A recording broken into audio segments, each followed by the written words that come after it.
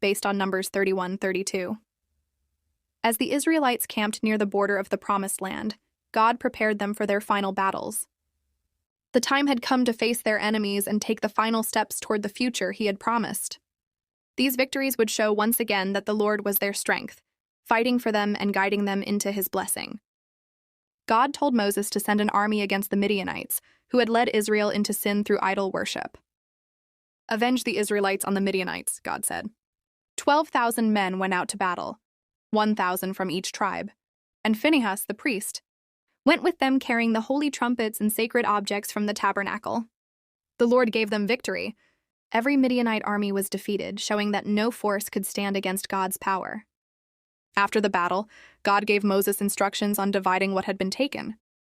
Half was given to the soldiers, and half to the rest of the community. A portion from each share was then offered to the Lord as a reminder that every victory belonged to Him, not to human strength. The officers came to Moses and said, "None of our men are missing."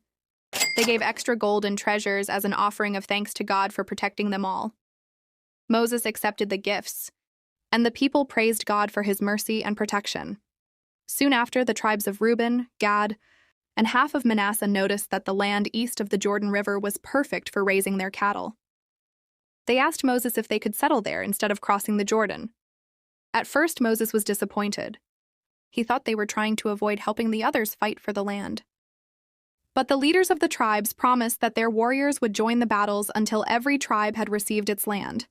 Only after that would they return home. Moses agreed, and the Reubenites, Gadites, and half of Manasseh received their portion of land on the eastern side of the river.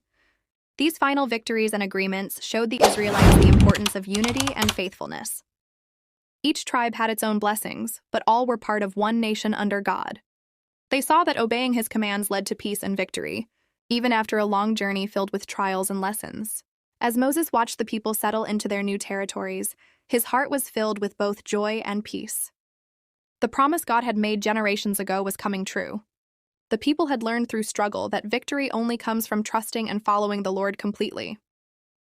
Soon, under Joshua's leadership, they would finally cross the Jordan into the land flowing with milk and honey, the land that symbolized God Ephraim's steadfast love.